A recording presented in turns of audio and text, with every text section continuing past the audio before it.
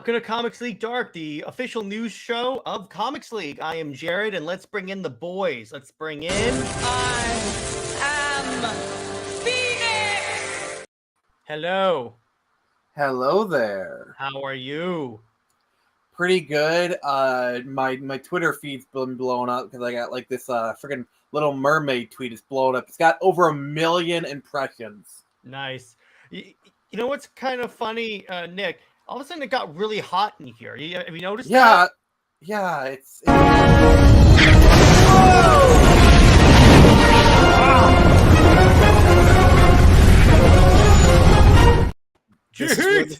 This is where the fun begins. Let them pass between us. I love that segue. That was a really nice segue, Jerry. Yeah, I thought about that. I was like, yes. Hey, what's up, Lawrence? What's up, David? Lawrence has been waiting for this.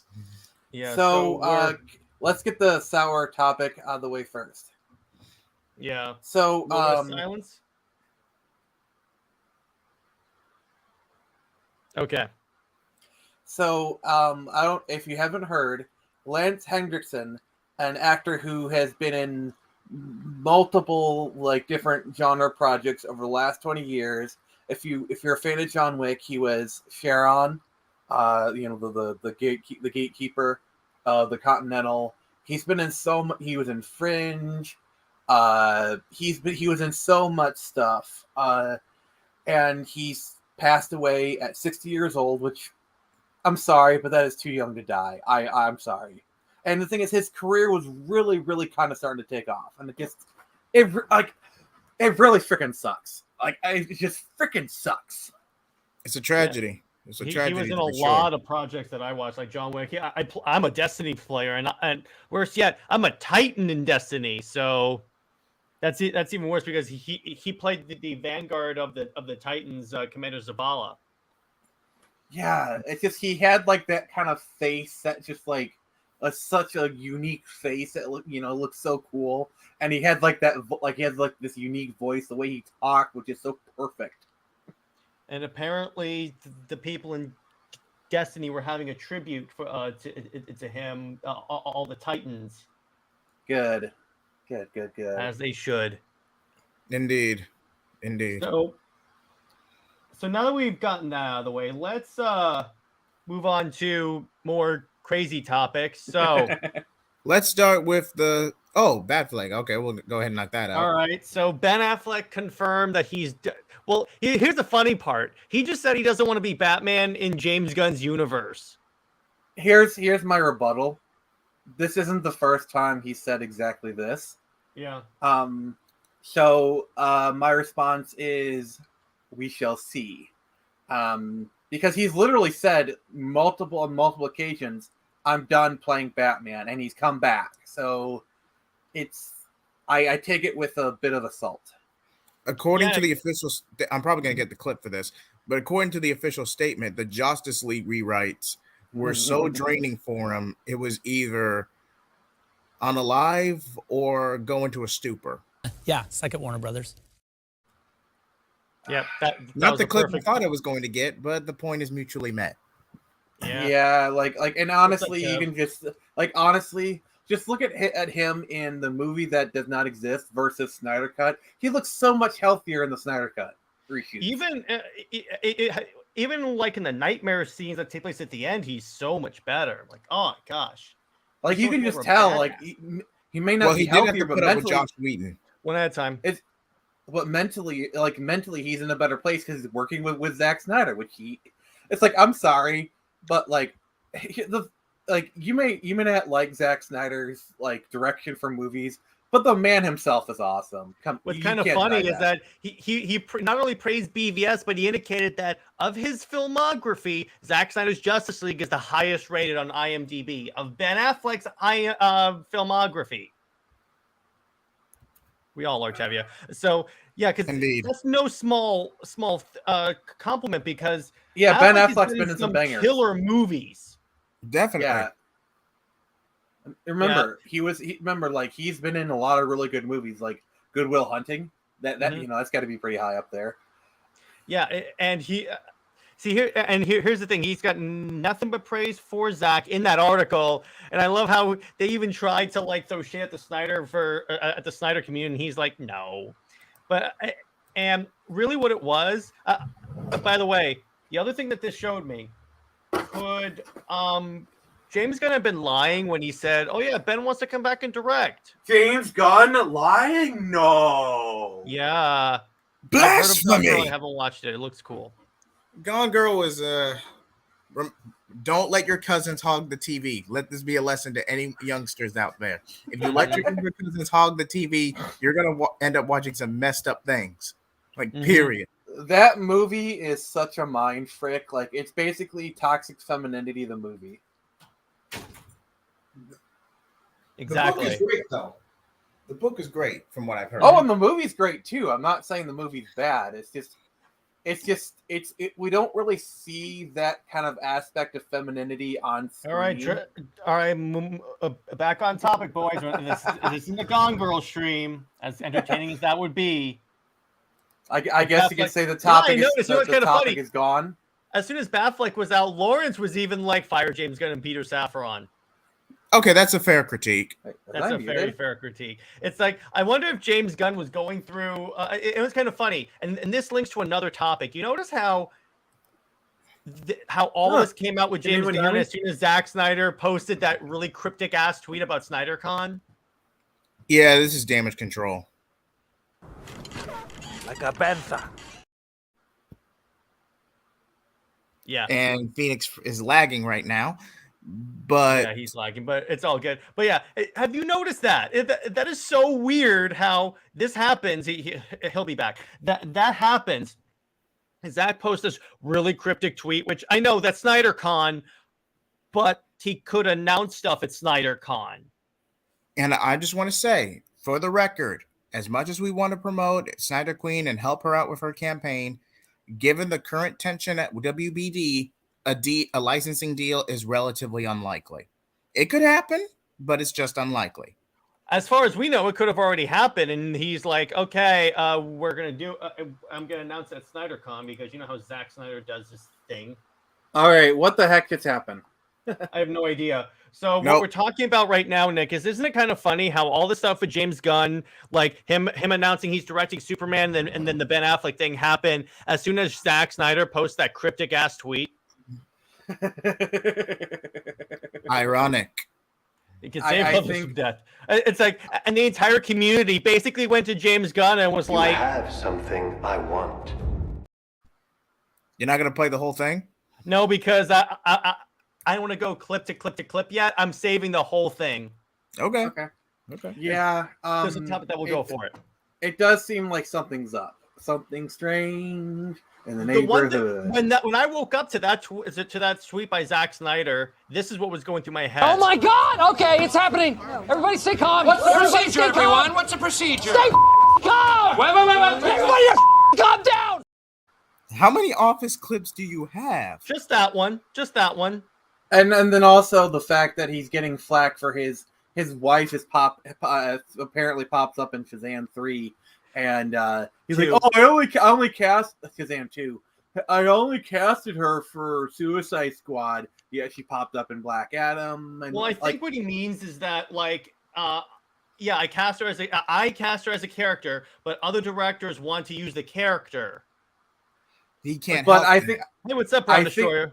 But I think it's a little disingenuous to pretend that the fact that this actress is the wife of the head of DC Studios isn't a factor. And by the way, Tevia, these scenes are on Twitter right now, so I'm not exactly spoiling.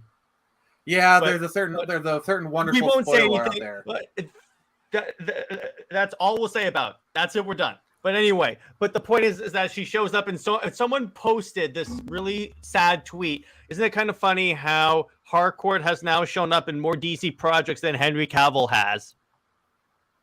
That is sad. That's my response. That is my response. Yeah. But anyway, so what do you guys think about this cryptic tweet that he says it's basically like Lord Darkseid has a thing for you. So okay. I was watching Point Dexter Lounge, and he had the Nerd Queens on. The Nerd Queens are the ones that organize all these Snyder conventions. And yes, it is SnyderCon. They did say that they weren't able to like say everything that's going on, and plus, Zach. So it is possible that if something happened, he's gonna announce it then. And then the internet, or he could be using SnyderCon to say, you know what, I'm for the foreseeable future. I'm at Netflix doing Rebel Moon. I had a blast doing the Snyder Cut, but I think for right now, it's the best place for me. I'm going to call BS on that because he would not literally tease you with Dark Side is coming. He would not use Ray Porter and then announce, oh, by the way, I'm not doing it. That is the quickest way to get everyone to hate you. That is going to get even the Snyder faithful to turn against him. And I'm sorry, but Snyder's smarter than that. And by the way, who else had a voice in that video was Ray Fisher as well. Exactly. I think it's all but confirmed something with Warner Brothers is happening. Well, let me put it this way. Either way, because we do know that at SnyderCon, they're going to have a screening of his 3 DC movies, and that has to happen, and Warner Brothers' permission is required for that to happen. Yeah, and it's like... it's already confirmed there's going to be panels. My theory is the ones that drove the deal with Netflix, because Zaslav has shown that he's willing to play ball, and like if I think Netflix is paying up the money. They're paying a licensing fee. They're paying for all the production. Warner Brothers, if this happens, Warner Brothers is not going to have to do crap. Netflix is going to do all the heavy lifting. So it's basically a free pass for Warner Brothers. And do you think it's kind of action or animated? Either way, this is the kind of deal that Zaslav cannot resist. Exactly. Yeah. And I say this as a person who I'm still on the I don't think it's going to happen kind of on train, but I'm trying to play devil's advocate here against. Well, you're just getting prepared in the unlikely event that you'll have to eat crow, which hey, that could happen, Nick. I mean that is also true. By the way, I'm announcing now that if that happens, it will be an emergency stream. Luckily, SnyderCon is on a weekend, so if there's an emergency stream, we could do it that moment. And I will gladly, literally eat my words. I will put on a piece of paper, no Zach's, no whatever, and I will eat it. See, here's the thing with that, David. Part of what makes the Snyderverse great is the actors. You can't recast that Snyderverse.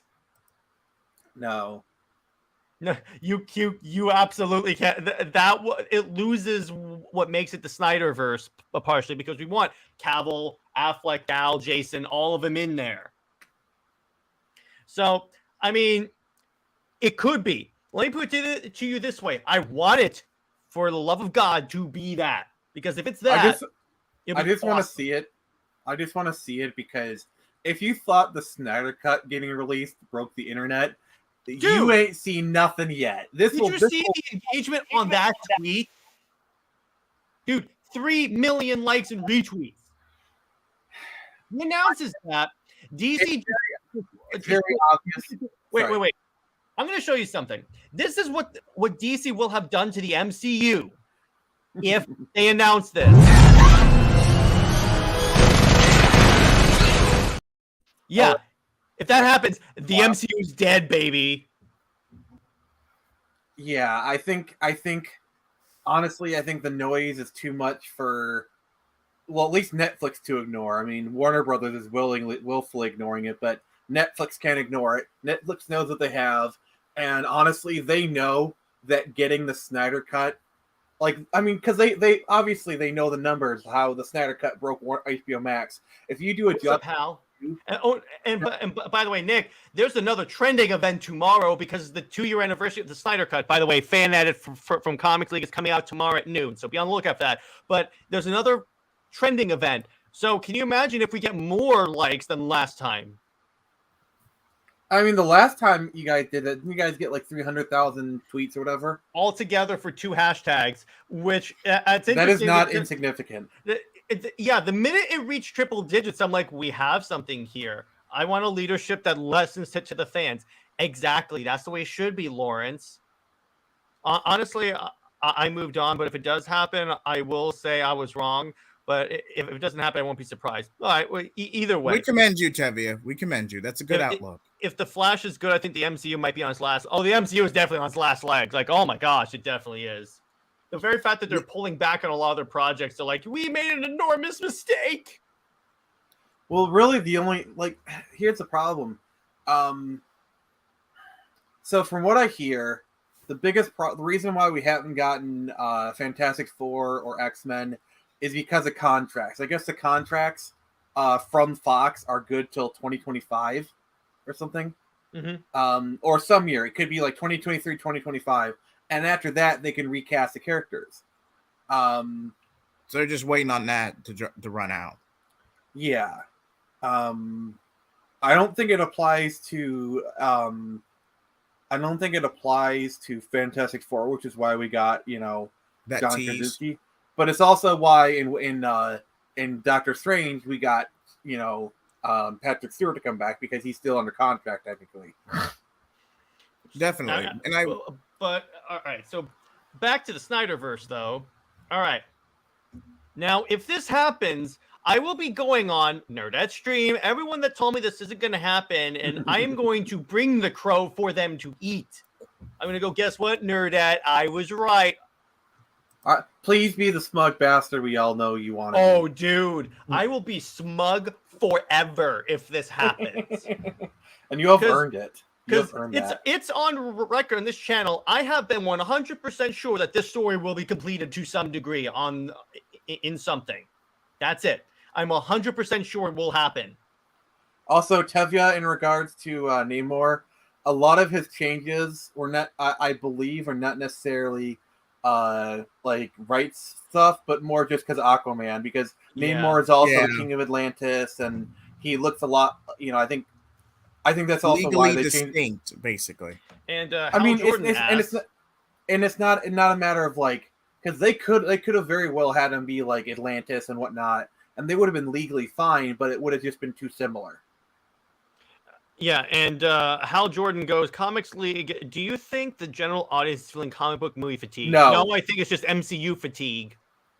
Here's my rebuttal for that. No Way Home still made $1 billion. And we see that the projects that are listening to fans do well. Mm-hmm. It's not necessarily superhero fatigue. It's just bad movies being bad movies. There you go. Pretty much. There you go. Yeah. So that's what I think, and that's why I think if the Snyderverse were to continue, it could be pretty popular now because if people are hating on the MCU now, then there's something that's decidedly not the MCU. Guess what? Because the Snyder fandom has proven to be resilient to all of these attacks by the media, and don't get me wrong, if Justice League Part 2 gets announced from Netflix, it will break the internet.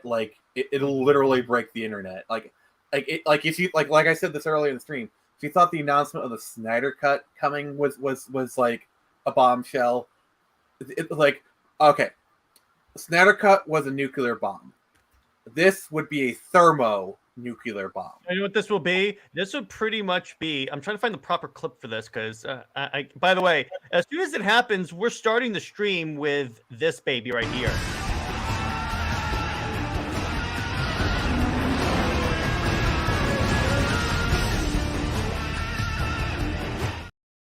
You ducking better. That will be the clip. But anyway, here's gonna be the Twitter servers. You ready? You're gonna need a bigger boat.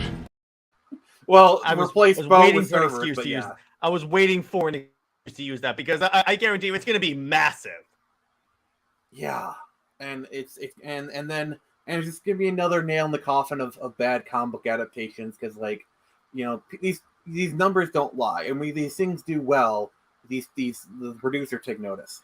And you know, as Brown to Shore brings up a good point. Ben Affleck himself said he liked the Snyderverse, isn't interested in the James, because here's the thing. He said he wasn't interested in James Gunn's DC universe. He actually said the Gunn DCU. I'm not. That's interested. an important distinction. It's an important distinction because if Zach came a calling, he'd be like, okay, you know what? That's fine. I'll come in. Yeah. Yeah, and what's funny is that he basically says, I don't want to, because James Gunn probably told him what he wants to do with Batman, and then Ben Affleck's like, no, that's stupid. That's probably what happened with Henry Cavill and Superman. Like, originally, I would bet money that we'll probably never hear this, maybe 10 years from now, but like, that Henry Cavill was intended to be the Superman legacy, but then he heard what they're going to do, and then he dipped. I don't know, we'll see. But when you hear James Gunn describe the plot to Superman Legacy, and we'll go over it, it's pretty much like Man of Steel. But so JJheat, you've been quiet. So your thoughts on this whole thing? It has potential, but I just think this is just a promo for SnyderCon. Basically, congratulating all the support since he's doing his own thing. If a deal happens, it'll be announced. I just think it's unlikely. Mm-hmm. Sorry, JJheat, you're still going. And yeah, there is. I mean, Netflix. It's a pretty solid deal. Zaslav's willing to license out. Netflix will handle most of the costs, and it's going to be an Elseworld. It's a pretty solid deal, but you still have executive interference, clashing of egos. It's just not as bad as it was with the previous regime 5 to 7 years ago. But that tension is still there from a business standpoint. And my take is, it would Zach is a smart person. I don't think he would say Darkseid is coming. I don't think he would get Justice League people if he because he knows the effect that will have. Zack Snyder is not stupid. He knows the effect that will have, and if he doesn't deliver something, then there will be repercussions. It could actually hurt his reputation, because he's a smart person. He knows his fans, and he knows by lighting this torch, he is putting the flames. Yeah. So honestly, at this, it could be something. It could also be because there have been rumors that he wants to that he got permission to air during SnyderCon the part of Justice League that was Green Lantern instead of Martian Manhunter at the end. The Emerald Edition, basically. Yeah, the Emerald Edition, basically. So we could see that Green Lantern. But watch if he announces that, yeah, Netflix and Warner Brothers have had a lot of meetings recently. And then there you go. Wait, they have? Is that something that we know of? Well, James Gunn did say he has met with Netflix in the past. Like, what do you mean by past? I mean, past could be in the same tweet 5 minutes, 5 months, 5 years. I'm explaining. In the same tweet that, about a month or so ago, when James Gunn was saying that the sells Snyderverse to Netflix is a wacky hashtag, he said, yeah, I have, he said, Netflix has not expressed any interest, and I've talked to them. So there is communication open, but here's what I am, and he's like, Zach's not interested in coming back, and my answer is, did you ask him, or did it just not come up in the conversation? And I think Zach's publicly stated he wouldn't mind coming back. It's just not something. This is public. This is public, not like the public statements. He wouldn't mind coming back, but it's not something he's actively pursuing at the moment. Yeah, because when asked if Warner Brothers came to you and said, let's do it, he'd say, let's go. And can you confirm that he's publicly made those kind of statements? Yeah, he made it on several streams. People have asked him that, and he said, yep, okay, fine. If I get the opportunity, I will. And we know back. We know that Warner Brothers and Zack Snyder have a cordial relationship. Like, they're not on bad terms. The very fact that they're allowing him to show his movies at SnyderCon is big. And the fact that James Gunn is publicly saying good things about him, even if it is very generic. The fact that he's not trashing him or not saying anything. The fact that he's saying very tepid good things about him. The fact that he's like, oh yeah, Zack Snyder's a friend of mine, shows that James Gunn is aware of the Snyder fan base. It is a factor. And he has indicated that the toxic group is the small minority. When he talks about a minority of fans that are toxic, he means the toxic Snyder fans. He has never said that the Snyder fandom in general is toxic, and I appreciate that. Okay, very well, much. let's give him props. Credit where credit is due. James Gunn, let's give James Gunn credit at least for that. I'm saying that, yeah. Yeah, so I think we're in a better place. Like, for all the crap we give James Gunn, I'd still rather have James Gunn than the previous regime. Like, I feel like James Gunn, while not ideal, is at least a step in the right direction. Speaking of James Gunn, we finally know who's directing Superman Legacy. That was a perfect transition. Thank you, Nick. I just gotta say, as if that was ever in question. Yeah, I know. It was like the worst kept secret in Hollywood. We know he was going to direct it. Now, I'm a little concerned. I'm more concerned about that movie. Well, actually, David brings up a good point. At least James Gunn likes comics, and that's the truth. Because we've never had, like, someone in charge of DC films that actually was like a comic book head. And the thing is, James Gunn can do wholesome and heartfelt. Like, look at the Guardians of the Galaxy films. You know, like, people think of James Gunn, they think of fart jokes, they think of crude humor, and yeah, that's kind of his shtick. But he's also proven to be able to actually write good, heartfelt stuff. Because I'm sorry, the Guardians of the Galaxy does tug at your heartstrings. It does. And anyone that's seen Brightburn knows he is capable of doing other stuff. Watch Brightburn; it is incredible. When it comes to him directing Superman Legacy, my response is cautiously optimistic. I want to give him the benefit of the doubt.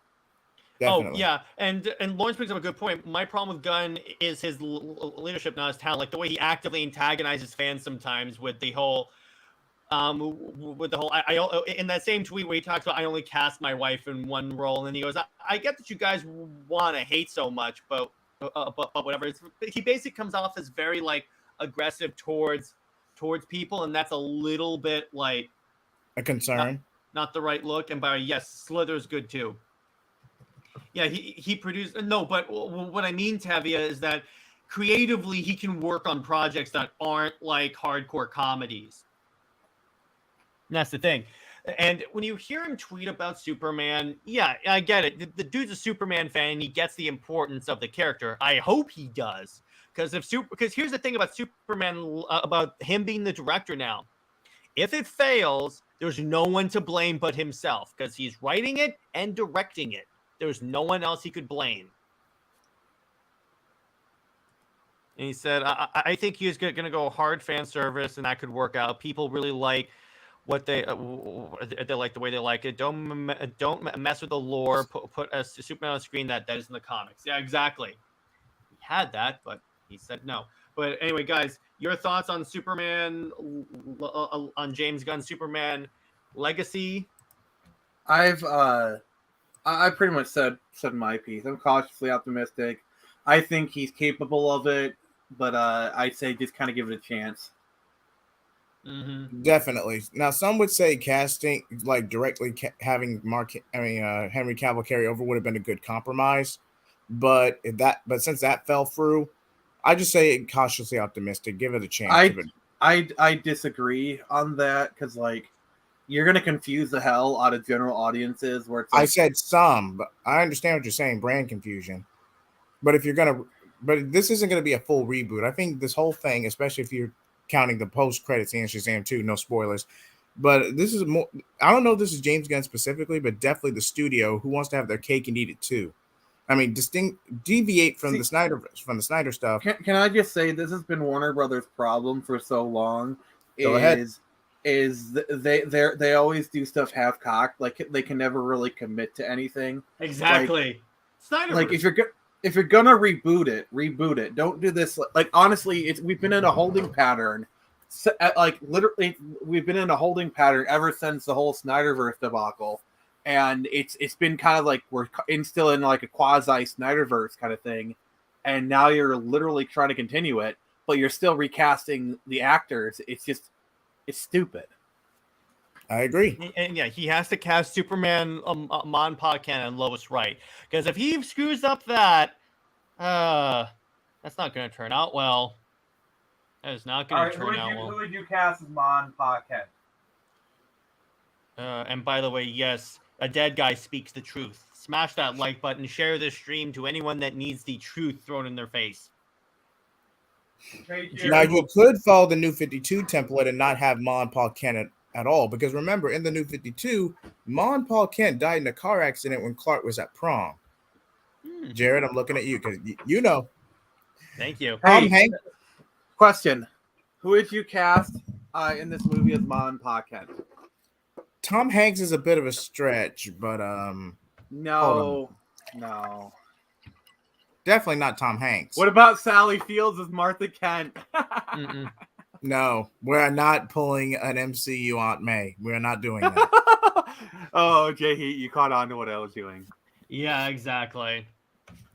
But yeah, so that's where I think we should leave this topic. It's cautiously optimistic because there's still more information we need to get on what it's going to be like. I hope it's like, and yes, I hope that he doesn't touch Bendis, although I'm still concerned about Tom King being in the writing room. And by the way, Christopher Wallace's Pa Kent, that could be interesting. He could do it. Wait, what about No, we're done with the casting, Nick. No, I want to do this one. What's the guy's name for Rogue One? He was a father. I don't know. I would have to look it up, but he could definitely do it. He's done similar roles. And by the way, Brown Destroyer. He was Grindelwald in the recent Fantastic Beasts film. He would be Jor-El. Maybe Jor-El. And by the way, Brown Destroyer says if Superman here's the key thing: if the Superman movie bombs, that's the end of James Gunn's plans. Yep. Because if there's one thing Warner Brothers is reactionary, you could say a different regime, but I'm sorry. Oh, thank you, dead guy. Thank you. That's who I was talking about. Thank you. Yeah, I could Mad see that. for Jor-El. All right, so now we're gonna talk about a topic that everyone's wanted me to talk about ever since I saw the damn episode. I warned you. God dang it. You guys suck for making me review this. Hey, don't put this on the fans. No, hang on. Thankfully, my eyeballs remain clean. Yeah, so Nick knows a lot of what happens in this episode. So, actually, you know what? Here's what I'm going to do, Nick. Actually, let me turn on my camera because this is going to be some comedy gold for you. What I'm going to do is I'm going to read you the plot of episode 1 from the Wikipedia page. Courage cameo. Hey! All right. So I'm going to find a synopsis of episode 1. All right. So I am not going to watch Gotham Knights. Oh, by the way, I'm talking about the show, not the game, dude. I knew the show was going to... Everyone knew that show was going to be Everyone bad. knew that, Tev. Are you kidding me? The trailer was better. Ruh-roh, yeah, exactly. Uh-oh. All right. Ruh-roh raggy. So here's the description of the episode. In the wake of Bruce Wayne's death, his identity as Batman is also revealed. Joker's alleged daughter, Duella Dent, by the way, so there was this part, so they're in prison, by the way, in jail, and Duella Dent is talking about her mom, and she goes, oh yeah, the Joker abandoned my mom to run away with some floozy named Harley Quinn. So they use an opportunity to bash Harley Quinn. Wait, and she was born in Arkham, and she, for some reason, Did they just rip off the Arkham Knight? Wait, it gets worse. They kept when she was born in Arkham, but they kept her in Arkham as a baby. Why would you do that? I mean, it'd be one thing if like they like he was born and went to an orphanage and whatnot. But that actually requires writers to think. I know, and that's a bit much for the CW. All right. Joker's alleged daughter, his siblings Harper and Cullen Rowe are arrested after an attempt to break in at Wayne Tower for stealing the gun that Joe Chill used to murder Thomas and Martha Wayne and become prime suspects in Wayne's murders. By the way, so in this scene, okay, so I'm going to paint the picture for the scene. They're in Wayne Tower. They have the gun. Then all of a sudden, they look out the corner. They kind of play a rendition of the Batman theme, and then Bruce Wayne just drops off just falls. This would be fine if it was like a Looney Tunes skit, but this is not Looney nor Tunes. And by the way, Nick, didn't I tell you when we record the Star Wars episode that I had more But wait, there's more. Yeah, exactly. Bruce Wayne's adopted son, Turner Hayes. They did say he was adopted, so at least they explained why the other sons don't show up. Who didn't know Bruce was Batman, and his best friend Stephanie Brown. Let's see. Discover the Batcave at the funeral. So basically, there's a scene where he has this horrible acting moment where he's like, he can't be Batman. He just can't be. And that's exactly the way he sounds. He throws a bottle and it hits the grandfather clock that opens up the Batcave. Then they just walk down. They have some admittedly good music, but in the back computer is just go ahead. CW. This is bad even by CW standards. Yeah, and by the way, and the bat suit, by the way, again, it's just a tuxedo with a Halloween mask. What the frick? Yeah, literally that it's not a proto suit, it's not an undercover suit. It's just him with basically a Halloween mask. It's basically just a cowl, but a crappy cowl. Yeah, go ahead. But does he wear hockey pads? No, he does not. He does not wear hockey pads. But I know what you're saying, Nick. That was a good one. But and by the way, the back computer is just a keyboard and a couple of monitors. Also, can we kick David Hernandez for the obvious slander? David. No, David. No, buddy. No. So anyway, David, do we need to call on the men in the white coats because you're obviously insane? Brown learns that money has been wired from Turner's account. Brown, I wish. Where's Rachel? Where's Rachel? That's good, that guy. I love that. So wait. All right. Brown learns that money has been wired from Turner's account to the suspects and is arrested as well. So basically, they try and frame it so Turner hired people to kill Batman. By the way, somehow they believe that 3 teenage kids somehow killed Batman. So you got Turner. Where's Hooch? That's a nice one. Turner's against his group. Okay, so Bruce's choice. Okay, so Turner teams up with the suspect. Oh, hang on. So Bruce's friend Harvey Dent. All right, so at least I got that. Tells Turner that Bruce's lawyers don't want to represent them as Dent received pressure from Commissioner Yindel. So Yindel is in this. With no other choice, Turner teams up with the suspect to break out and figure out the true murder to clear their names. They receive aid from Carrie Kelly, Batman's Little Robin. That's what he called her, and that's how she got the Robin moniker. Can you kill me now, please? And by the way, the mat. Okay, so she's basically just wearing goggles, and the goggles ride up like this. In other words, it looks like she just took an adult Robin suit and put it on, and she's just a kid. And he goes, "Oh, you're Carrie from Trig." And I'm like, "Oh my gosh, this is such cringe dialogue." By the way, Nick, I love how you're petting your rat like you're Dr. Evil. Yes, because Courage is not liking what he's hearing. Hey, what's up, Joseph? You have upset the rat.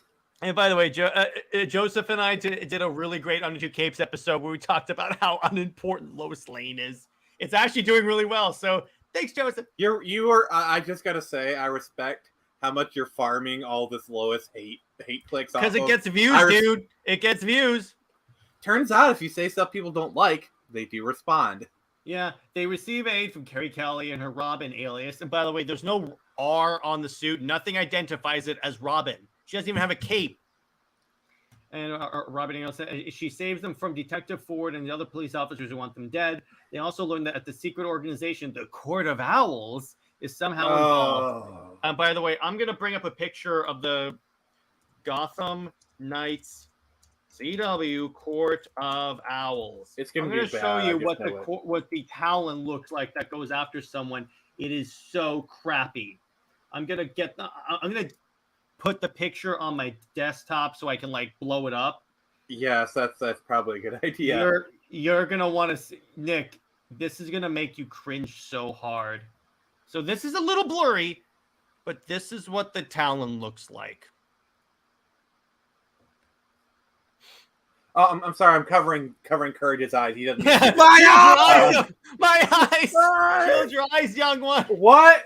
What was the budget for that costume? Like $25 and a stick of gum? And when you see it, it's so puffy too. It's so crap. By the way, they telegraphed this the Court of Owls so early because at the funeral he gets a coin that has like the owl on it. So I'm like, so you're basically making a crappy version of the game story now? Is that what you're doing? No, this show was supposed to be synergy for the game. That's the sad thing. The game, but that's an insult to the game. Exactly. And the game itself is not that good on its own, but like this show makes Gotham Knights the game look like Mass Effect 2 by comparison. I think Okay, the game I'm is just going actually to break really the fun, cringe but for just a few minutes. I'm just going to say what needs to be said. The reason we got this farce is because due to a certain marketing strategy and fail by upwards approach of the CW, the Batwoman writers were commissioned for one more season / project. Rather than taking the buyout and just firing them, let's just give them a one-off and just let them do whatever and give them little to no budget.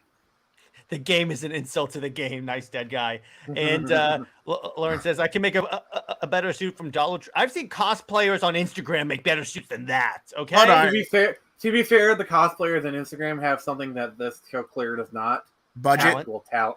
I was going to say actual talent. Even Zack Snyder has said some of these people have better costumes than we reuse. Mm-hmm. But yeah, it's like the game is passable if it was free, but they tried to sell it for $70. Yeah, that's also.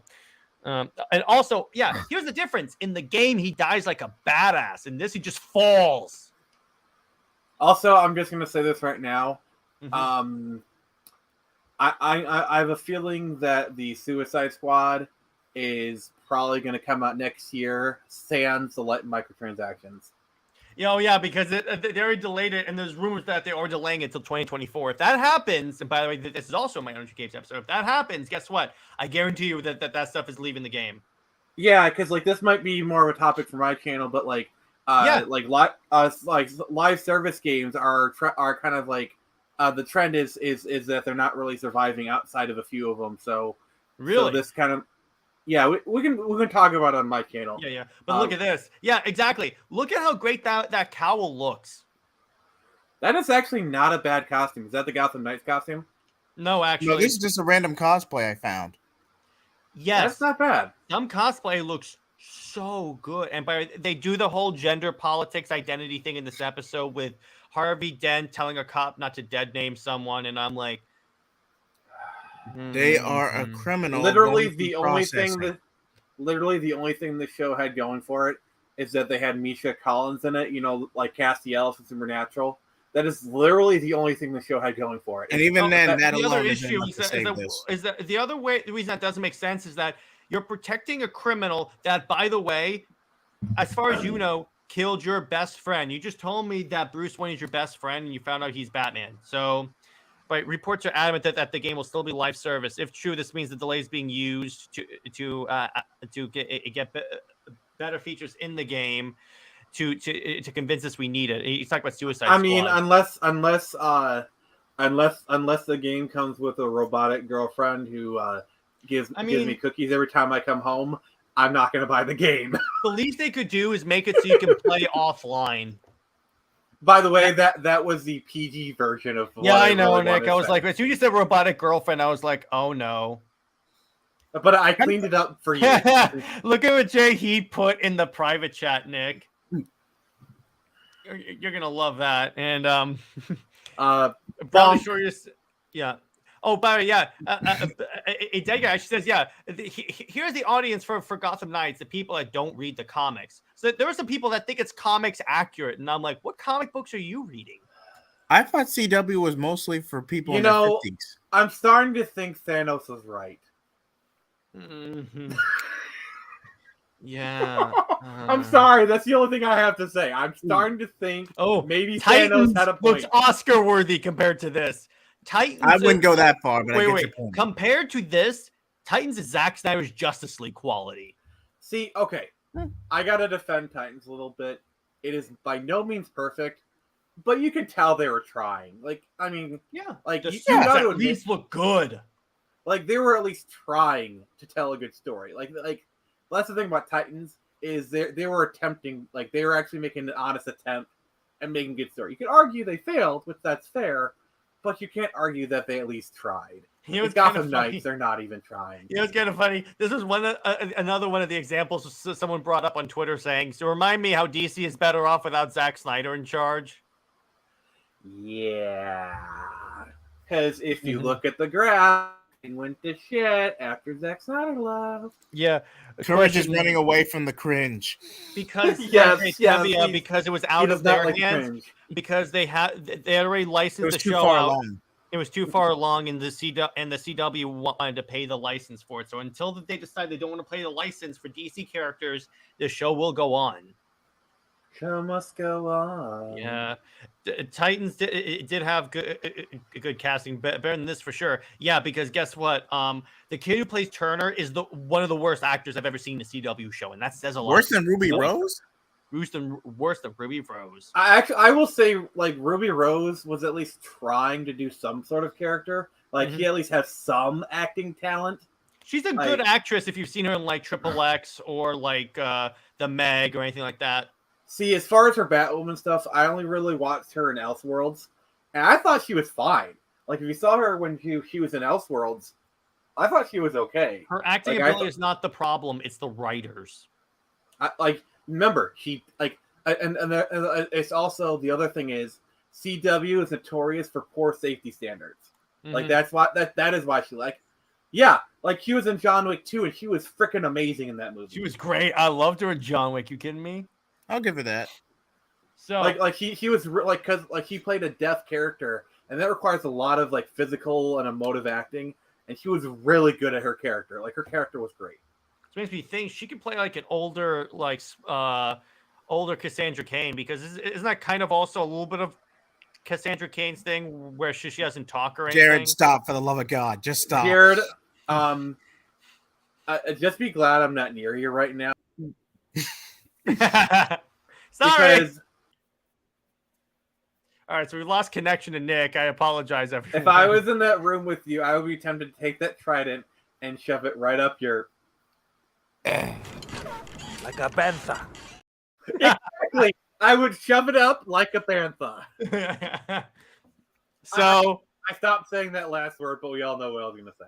Yeah, so anyway, now we're going to move on to another topic. Apparently, Mando is having issues with ratings because apparently this episode that just aired that we reviewed on Thursday has the worst rating of the entire show. Oh, you mean like having bookends of the show that people tune in to see and the rest of it being a completely different show where you think they're setting up one character, but at the end of it, like they kill it. It's basically like a mini movie.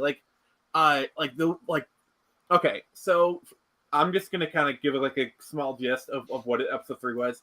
So it's basically bookend by like Din and Bo-Katan going to the Enclave and whatnot. But in the middle is Dr. Pershing. He's a character from season 1 who was trying to clone Grogu. Mm-hmm. He's now in the amnesty program for the New Republic. And then you also see the communications officer from Moff Gideon, who's also in the program. And basically, like... Nick. The point is, this episode is weak. That's all we're going to say. If you want a spoiler review, we put it in Thursday's episode. Let me just put it this way. This is not the way. Yeah. So basically the way they could have done this better is they could have actually like interspersed it through. If they could have cross-cutting. They could have cross-cut.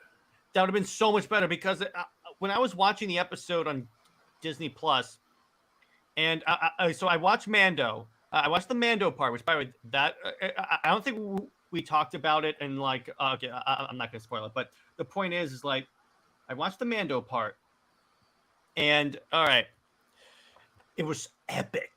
That beginning Mando part was incredible, and the ending part was fine. The ending part was great. The ending part, I love the Mandalorians part, but then it just took too long to get to that point. In the middle of the plot, you just stop.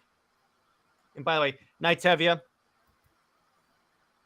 It was so stupid. And to answer Dave Hernandez's question, I don't really like to engage with the topic is Star Wars going downhill because it seems like kind of a played out topic. Because like we've been saying Star Wars has been going downhill like ever since like Last Jedi.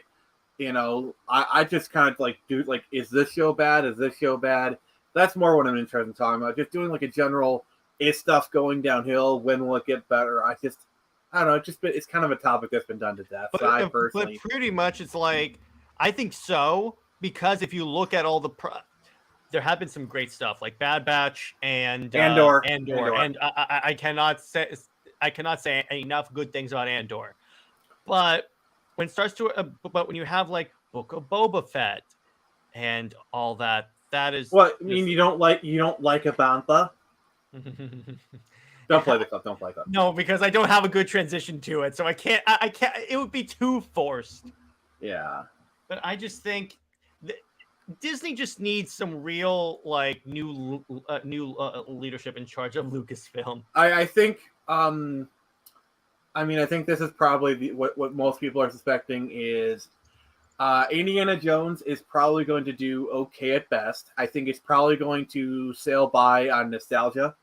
It looks hot. It looks like hot garbage, honestly. And after that, I think Kathleen Kennedy is going to retire, and then I suspect Jon Favreau is going to be named her successor. I think he's like the perfect choice. And then after that, we actually might see some improvement in Star Wars. I have spoken. I wanted to give you that one, Nick. There you go. They need a Star Wars nerd to be in charge of Star Wars. What they could just do is have Favreau in charge of the money stuff and have Filoni in charge of the creative. There you go. You're done. Yeah, like basically what I was. My perfect thing is Favreau is the head of Lucasfilm, and he just runs everything, while Filoni gets a promotion to like the head creative officer or something like that. Because because Favreau, he's good on the creative side.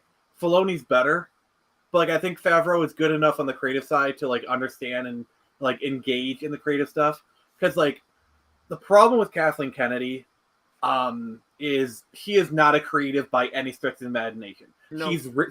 He was really good at logistics. Like he was a dang good producer. Like yes. And by the way, a dead guy. There were parts of Book of Boba Fett that I loved. You mean the parts where that when he actually fought? You mean the part where it was Mandalorian season 2.5, or when he actually engaged in combat? All I remember from Book of Boba is the Power Rangers cameo at the end. Yeah, exactly. But what was so funny? I'll try spinning. Dude. Lad texted me when that episode aired, and he's like, "Please tell me that this is fake." And I'm like, or like from the final battle, like, I'm gonna try spinning. That's a neat trick. Mm-hmm. Oh, by the way, I was rewatching a couple of old Clone Wars episodes, and they played off that spinning thing. Anakin and Obi-Wan are trying to save Padme on the separatist ship. The way they dock is Anakin spins the ship and attaches. Then Obi-Wan goes, Anakin, spinning is dangerous to dock onto a ship. And then Anakin goes, yeah, but it's a good trick. They knew exactly what they were doing.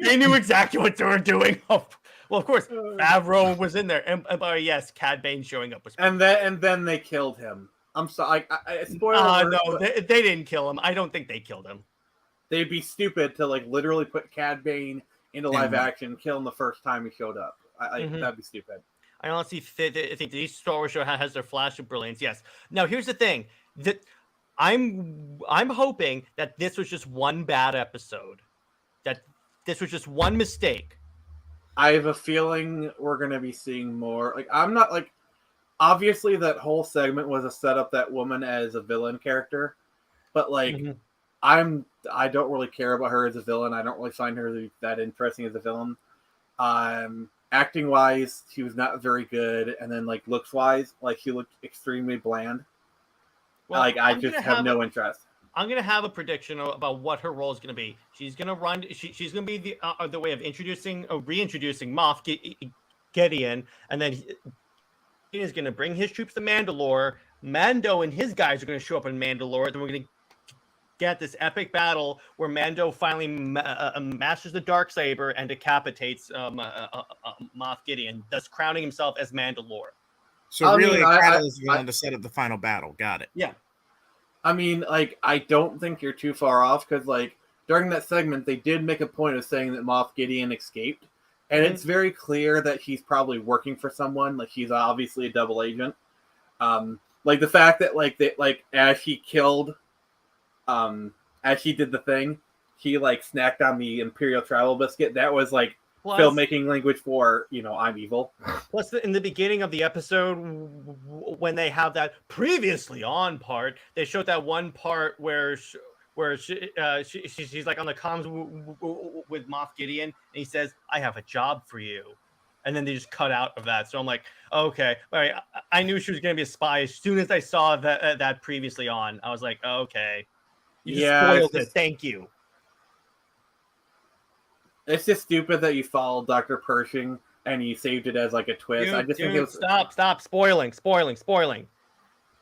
But the point is, I'm hoping that this is one bad episode and that the next ones won't be this crazy. I just hope we don't get another one because then we'd have a bad batch. What I think, by the way, according to the trailer for season 4, it is going to be a lot of Mandalorian action. But if we're following the previous template, there's going to be at least 1 or 2 filler episodes compared to other shows. But I'm hoping that the 1 or 2 filler episodes at least have Mando in them. Yeah. Also, my other gripe is the Flash. Excuse me. Don't spoil it, Nick. Is dealing with Grogu, and outside of some events that happen in episode 2, I'm trying to be whatever. He has done literally nothing outside of that one event. But he doesn't do that much in the show anyway. But now he's doing literally nothing. Like he's not like, at least in the previous, he was the MacGuffin. Like he was like the folk. Like he's literally just standing there most of the time. And by the way, like, David, I have so David says this, and I say this. This is the way. This is the way. This is the way. By the way, he also answers, he's there to sell toys. Hot Toys made a live action Hot Toys made a full-on life-size version of him. Oh, and yes. Jared, you need to get the clip from Spaceballs where it's like merchandising. Well, the real I need that. I'm gonna get that one. Then you might as well just made him at least find a balance between being a Jedi and being with the Mandalorian. What you really think last season was going to go, where they find that balance, something Luke and Anakin can do. In Book of Boba Fett, he leaves the Jedi and shows up and comes back to Mando. Oh, come on. That was Mandalorian season 2.5. No, but I'm just saying, so many people were confused when they watched it. It was like, how is Grogu back with Mando? Because they didn't watch Book of Boba Fett. You see there's a pretty That's the a problem. good explanation for that. Yeah. I have Rat on my shoulder. Your argument is invalid. Yeah, but that's the problem because that's the problem when you put vital plot points in other shows, because there's a gamble that your audience is not going to watch the other shows.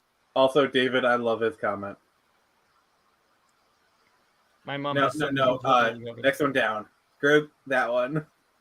Yes. Grogu the coffee cup. Grogu the flamethrower. Great for kids. Spaceballs the flamethrower. We have to review Spaceballs on movie night. I think that'd be fun. I love that. Like, I'm actually a huge Mel Brooks fan, and I love Spaceballs in particular. So it's like I have a lot to say about it. Meemaw loves Deadpool. I bet she does. Your Meemaw is based.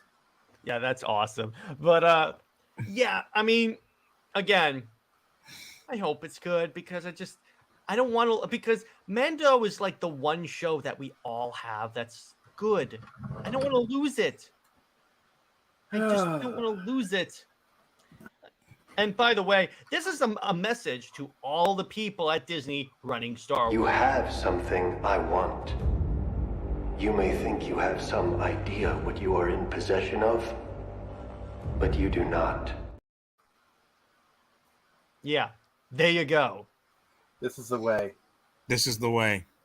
Now, okay, so now on a scale of 1 to 10, how confident are you that this could be just be a drop in the pan bad episode? A 6. Because I can see at least one more filler episode before the end. Nick, Ah. come on. All right, so I'm about 40-60. Basically, I'm 40% sure. Like, I'm just kind of, honestly, I'm kind of split, but I lean towards it's just going to get worse. I like those odds. Okay. I was trying to set you up to do that. Jesus. And by the way, Also, you need the clip from her Empire Strikes Back where Han says, "Never tell me the odds." yeah, I know. Also, you half-witted, scruffy-looking nerf herder. Who's scruffy looking? I was just about to say that. Who's scruffy looking? So, those are the topics that I had in line for this show, but I don't feel like ending it yet. So, is there anything else that you guys want to talk about? Well, I'll briefly go over just a quick side note from the June solicitations and how now I'm just going to say it. Tim Drake Robin is finally going to get canceled after issue 10 in June 2023. Woohoo! Actually, here we go. Thank you. Hang on. We'll go through solicitations. That makes sense. Okay. Maybe not all of them because last time we did get a little bit long in the tooth. Yeah, not all of them. We'll speed through the ones that we don't want. Like, I have no interest in Pride. The Flash is 800th anniversary with Wally West. That's going to be an anthology book. Oversized anniversary issue concludes the Jeremy Adams run. I'm so sad he's leaving the Flash. The Penguin's getting an entire event dedicated to him. Well, that's interesting. Let's hope it's all it's cracked up to be. It's going to be quite a waddle. Tom King's Penguin. Oh boy. Let's just hope it doesn't have a cold reception. Mm-hmm. Stop. Another Batman omnibus got announced. I'm going to be so poor. Yeah. Steelworks. I mean, do we really? Yeah, I feel like this is a good end for John Henry. I could see him actually retiring. I love the name. I love the name. Oh yeah, and it's being written by Worf. Oh, Michael Dorn. Oh, the conclusion of the Clunrad one. It's over. But then we have okay, I want to be optimistic about the King run. At least it's not going to be Clunrad. But this is, and spoilers for Lazarus Planet, Revenge of the Gods. That book sets up Wonder Woman's next event where she makes a deal with the Pantheon. And it's, please, spare your children from reading Amazon's Attack. But this next arc is basically that. I read it. I was forced to on a dare when I was a kid. Oh, jeez. That was a terrible dare. Jeez.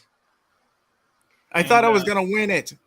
I love this cover for Action Comics, particularly as it involves Brainiac. I like that. So Brainiac needs to get more love. Yeah, he definitely does. Adventures of John Kent, of course, I have the rainbow thing. So is this the one that? Yeah, with Injustice. Is this going to be just a blatant retcon or wait? Okay, here's what they could do. You know how we said that they were going to shelve him? What if they just put him on the Injustice Earth and just leave him there? Maybe, but that would be such a blatant example of shelving a character. Wait, Clunrad and Conrad are writing Batgirls. Yep, Batgirls is ending too. I think it's going to be issue 20. Batgirls, what you gonna do? What they gonna do when they come for you? Nice one, Nick. I love that. Thank you. Batman the Animated Series continues. Nice, I like that. Okay. I love this cover of Joker with the chess pieces. A new Joker coming out in May. White Knight. Apparently, in this run of White Knight, he's going to bring in the Justice League. The Murphy verse is pretty solid. I have no gripes with it. Okay. So this is a. Oh wait! Go. I see Scooby Doo. Yeah, it's the Batman Scooby Doo miniseries. Better than Velma. Black Adam 12. I love that Black Adam cover.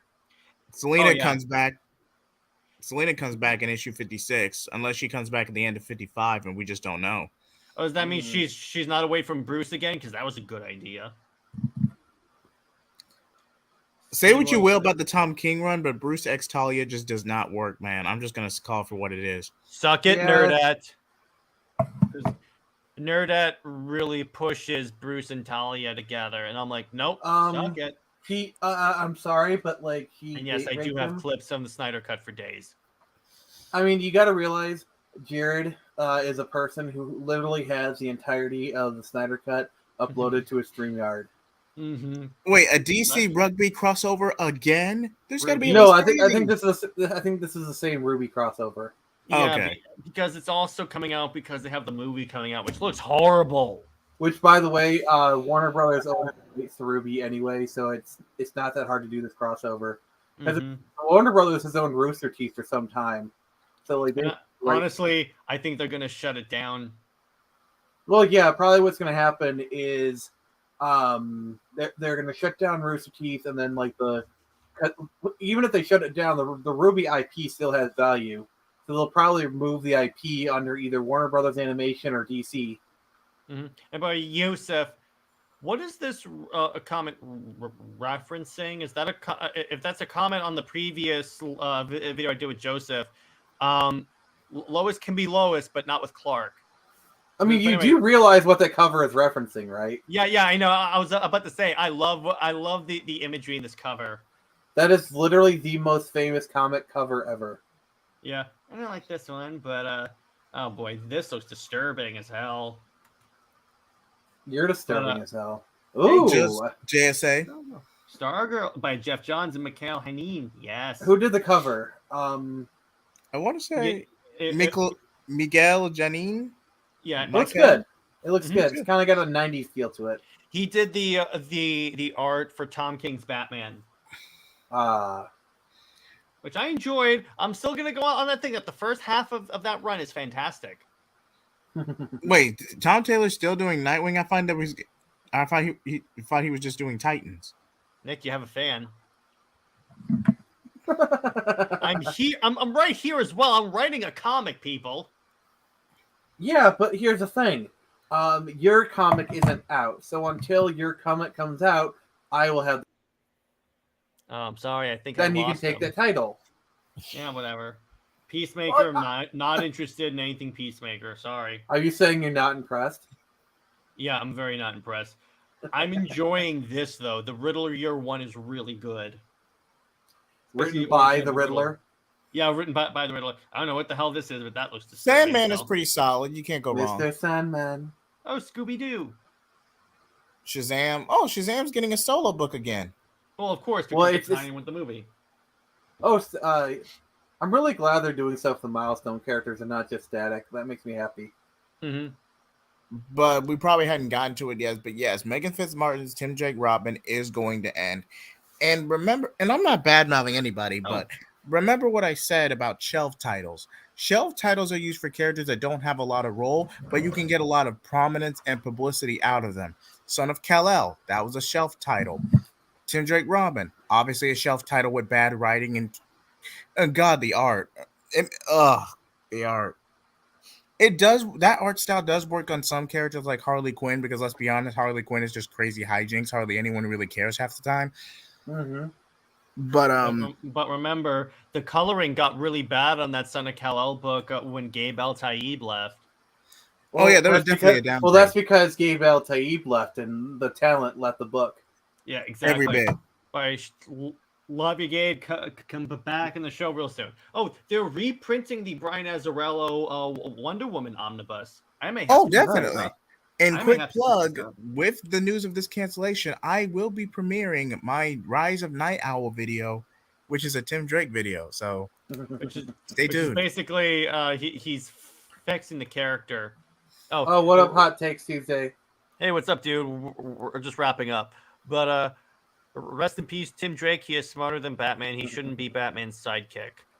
Tim will be back. I mean, he'll be back with a better run. Watch they bring back Chuck Dixon. I don't think Chuck Dixon's going to agree to do it. No. I haven't watched it. I'm probably going to see it tomorrow. So if you want to come on the show and we'll talk about it, you're more than welcome to.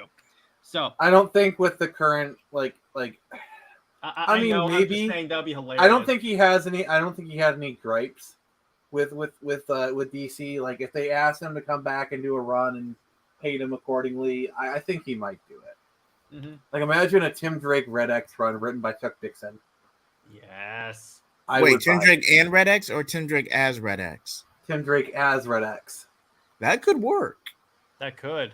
And when you gonna talk about Shazam, I haven't seen it yet, so I really can't. And David, JJheat. David. I am doing a video based on that idea, and I am doing a separate video where rebrands go awry. The Drake identity. Excuse me. Sorry. Agent Grayson. Agent Grayson was pretty solid. That was basically Nightwing as James Bond. Agent 37 wasn't that bad. But with Tim Drake, he really is redundant in the back because you have not just so much Damian being more popular, but there's more you could do with him in terms of story and character dynamics. Tim works better in a nuance or detective type role where he's not hindered by constant superhero shenanigans because he's just going to be the sidekick or the support. I feel like in Batman and Robin Reborn, that 2009 to 2011 tenure, where Tim does kind of branch out in his own, even if it was out of spite towards Damian at the time, I feel like that Red Robin run. I mean, I sing the praises of that run. I definitely feel like we should get something similar to that, to where even though Tim was bitter that he was snubbed for Damian, he's accepted his new identity. He's accepted rebranding out of Bruce and Nightwing Shadow, and is coming to his own. And I feel like that would have completed his character arc, not just discovering that Bruce was still alive. Yeah. And I just think Red X is perfect. I think Red X is perfect for Tim. Lawrence says, last thing I want to say, I don't think Superman Legacy is going to be released. That's a hot take. That's a hot take. Oh, so JD, as a person who's literally is the king of hot takes, how hot do you judge that take? That's a hot take. So you really think that they're not going to that at some point that they're going to just pull the plug on the Gunverse? Yes, because they're quick. I'm not even going to finish that joke. Actually, you know what? I'll respond to right here. Hang on, where is it? Yeah, second Warner Brothers. Why? I knew you were going to play that clip. Like I knew it. And by the way, here's another thing. The one thing I will say about Shazam, so it is underperforming in terms of money. And David Sandberg saying, actually posted on a Reddit forum. He goes, so someone brought it up. He goes, no worries. It's not like this comes as a surprise. I saw where this was heading a long time ago. I'll be all right, though. I got paid all my money up front. So he honestly, what this tells me is like all the people they know that a massive reboot is coming. So like all this just doesn't matter. And it's the same thing with Fallen Kingdom and the Flash, In fact, what's funny is that he said that the way I was going to explain the new suits is the reboot, but since the movie order got switched, I can't do that because originally, remember, Shazam was coming out after Flash. So yeah, like it's the same reason why like Zachary Levi. Like he's been going on Twitter, like basically acting like he doesn't care because even he knows this is probably his last Shazam movie. I don't know. We'll see. I hope it's not because I like him as the character. I think he nails being the kid in an adult's body really well. I just want to see a Justice League movie with him in it. Yeah, that'd be fun. Like I just want to see him bouncing off. Like imagine. Like Aquaman is finding like, wait, you're 12 years old. Mm-hmm. The entire league finding out, that'd be funny. And Batman knew the whole time. Yeah, exactly. He goes, yeah, I knew this all time. Like, what are you looking at me? I knew this whole time. Yeah, exactly. And he didn't say anything. What? I'm Batman. You expect me? Do to you say something? think that Superman's new suit would be like Rebirth? Do you think there's gonna be red underwear? I don't think the red underwear, and I think it's gonna be more of the new 52 style suit, especially since they are doing like a younger actor and all that stuff. Yeah, the Shazam family wasn't really in the DCU; they were kind of on their own. So, yeah, they could be put in there. But anyway, I think that's a good place to leave it, gents. So I'll start with JJheat. Where can one find you, and what have you got coming out on the show? Well, of course, you have my Soul Tour videos, also my new Tim Drake video. Hold on, let me I might be able to show you a quick sneak peek. Give me just a moment. Sure, that works. If you want to share the audio too, let's make sure you're doing that. Yes, that is important. Okay, give me just a moment. While he's doing that, you want me to talk about what I got going on? Sure, go ahead. All right, so I am hard at work on Turn Samurai issue 3. I should be getting like my first pencils here soon. Also next week on Comics League, I will be showcasing the cover for Turn Samurai issue 3, drawn by Xevious. You might kind of see it pop up on social media, but I will be showcasing it next week here, and it will be awesome. Beyond that, doing the Justice League videos, my Let's Play series, and then with Split Screen Brothers. This will be the new episode with the new format. JJheat's going to be there. It's going to be awesome. And then, yeah. Also, I'm kind of thinking about relaunching Friday Night Frenzy. That's kind of a little up in the air right now, but let me know what you guys think. And, yeah. And hang on, David. I got JJheat's channel link right here. So here's JJheat. Appreciate it, David. I screenshotted a quick thumbnail of my Tim Drake video. That's a nice thumbnail. That is actually a really nice thumbnail. I actually got a few more I'm working on, to where I got a Crimson Damien's old Redbird identity from Batman Inc., Blazing Shoning episode 3 with Comics Jared, where we talk about Attack on Titan, so stay tuned for that. Yes. And another Superman collab in the future. Oh, and speaking of Red X. Uh-oh. Hold on, give me just a moment. In terms of what I got coming out, remember tomorrow is the Snyderverse celebration stream. I have a couple of maybes for some people coming on, but it'll be like the usual crew, hopefully. And Nick won't be there because he's got stuff going on, but that's fine. And then 6 p.m., I will be with these guys talking about the third Matrix movie. In other words, the last movie in the trilogy. Yes, I said that. And in terms of on Monday, I'm talking about Donny Cates' run on our good friend Venom. And by the way, here is the Red X thumbnail. Hang on. Oh, yes. Nice. Thanks, David. But definitely, I'm going to try. I wanted to make these videos separate where I talk about the history of the character and a little bit of Titans Academy because I have to. and this is all I'm going to say on Titans Academy. You have the perfect hook, the canonization of an iconic fan favorite, the whole mystery of it. And I'm not saying you can't honor the original narrative intention and the mystery of it, even though one could argue he was just a stand-in for Jason Todd. But that's besides the point. But you did it so... The execution. Like, Red X became such an afterthought, I might as well have been watching a CW show instead of a comic. So you're saying it had bad red execution?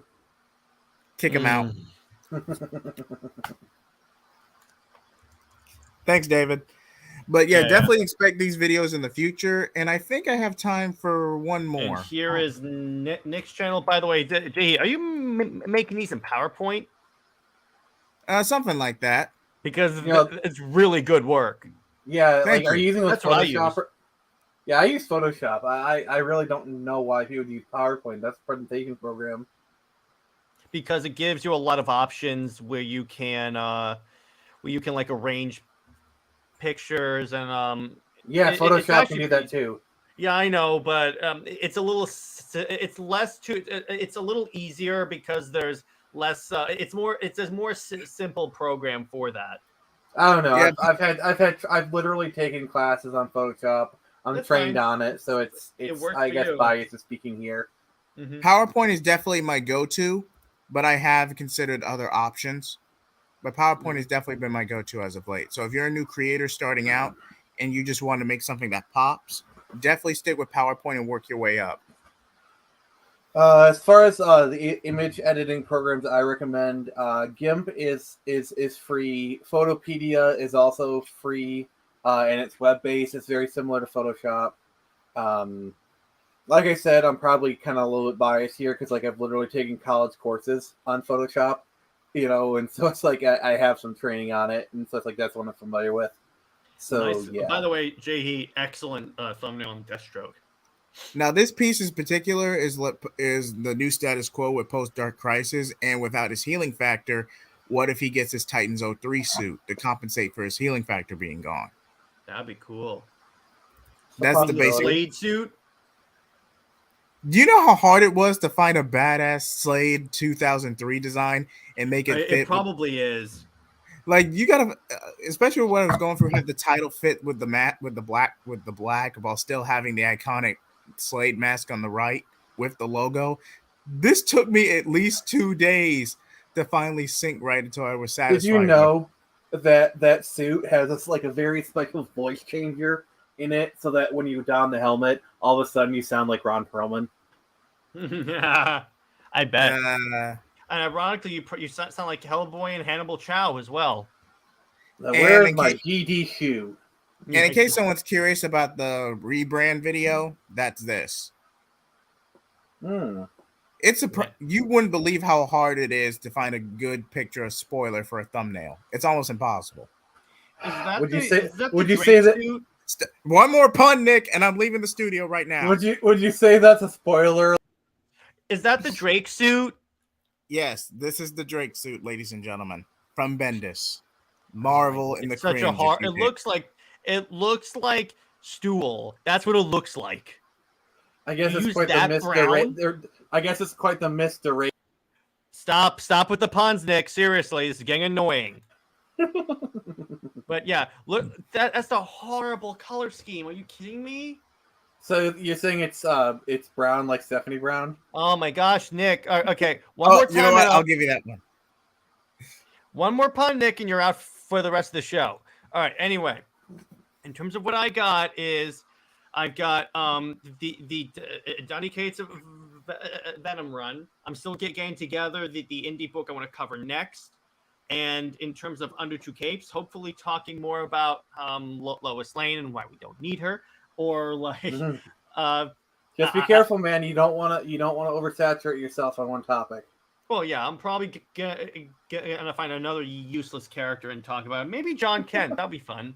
But, well, I would say Jimmy Olsen, but everyone knows. No, Jimmy Olsen's actually important to Superman. I'm not gonna. Superman's pal. Come on. Well, okay, how about this then? You do a stream. You do the video about how Jimmy Olsen is actually important and not useless.